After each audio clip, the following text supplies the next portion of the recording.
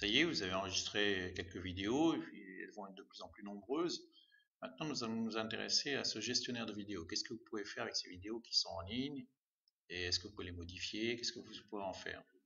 Donc, pour arriver à la gestion, à l'administration de votre chaîne, vous cliquez en haut à droite et vous allez sur Creator Studio. Sur Creator Studio, vous avez un petit résumé de ce qui se passe sur votre chaîne. Vous allez dans Gestionnaire vidéo. Et là, vous allez avoir la liste de toutes vos vidéos. Si vous souhaitez cliquer modifier une vidéo ou à accéder au menu pour modifier quoi que ce soit, vous pouvez cliquer directement soit modifier, soit accéder à un des sous-onglets directement par ce biais-là, avec le menu déroulant info, paramètres, touches, audio, etc. On va aller voir rapidement toutes ces fonctionnalités une par une. Donc on clique sur modifier. Vous retrouvez de la même façon les onglets, vous retrouvez les mêmes titres sous la forme d'onglets. Donc information générale, vous avez toujours la possibilité de remodifier le titre, de modifier le texte de description, de rajouter des mots-clés, c'est toujours intéressant. Vous les tapez en un seul mot et vous validez. Ça peut être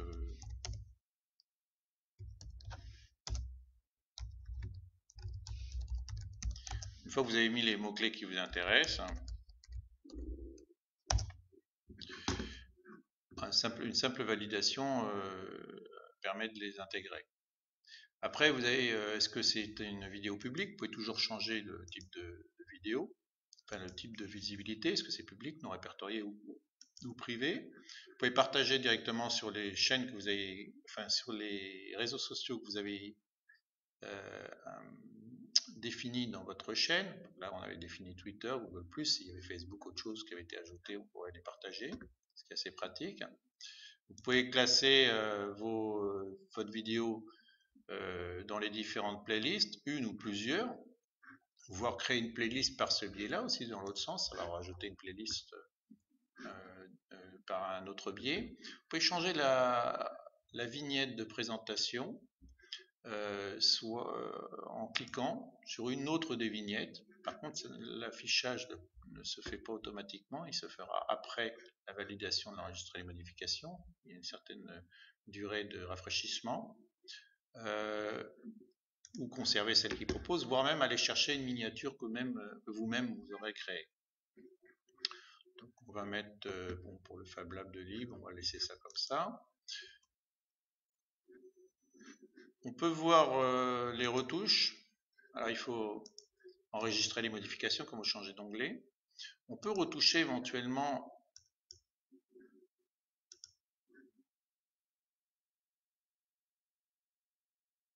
alors il a mis un certain temps à les enregistrer les modifications.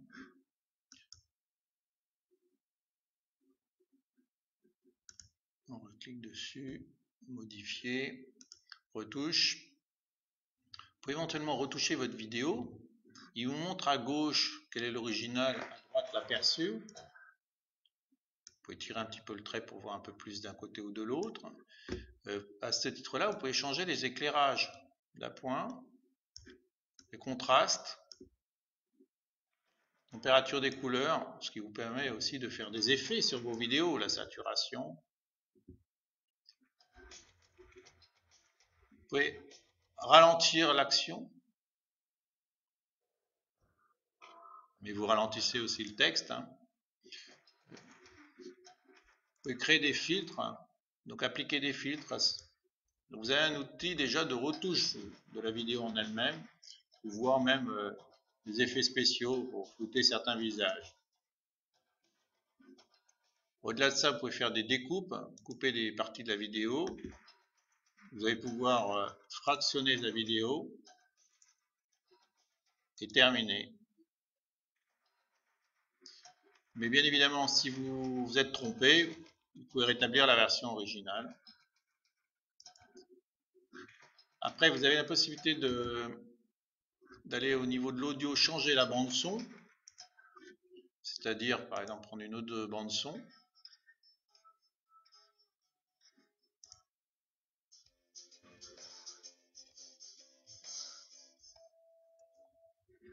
Vous avez la possibilité d'ajouter des annotations. Alors là, je n'enregistre rien, cette page. Possibilité d'ajouter des annotations.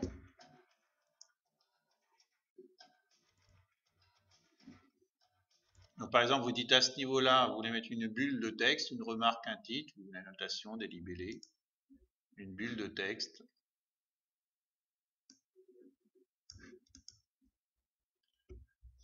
De façon différente, de matériaux différents.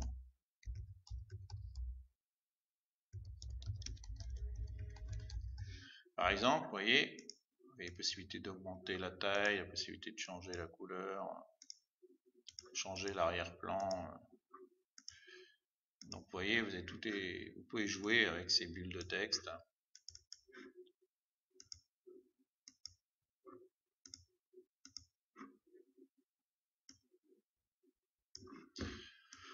Vous les déplacer. Donc vous avez une capacité déjà à ce niveau-là assez créative. Ou des titres, des annotations, etc. Vous pouvez mettre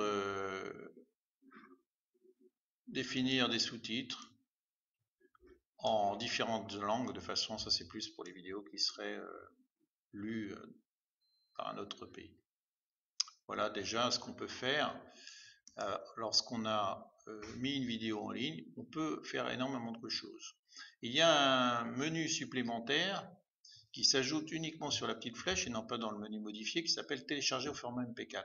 Alors l'avantage de ce menu, c'est que lorsque vous mettez une vidéo en ligne, vous allez peut-être l'avoir sous un format WMV de Microsoft, ou peut-être un autre format, un 3GP, ou de téléphone, ou un Move d'Apple ou autre chose.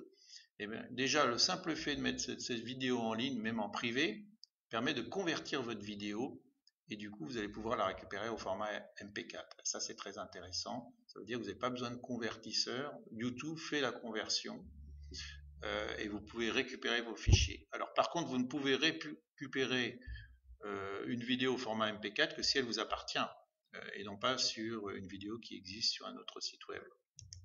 Voilà.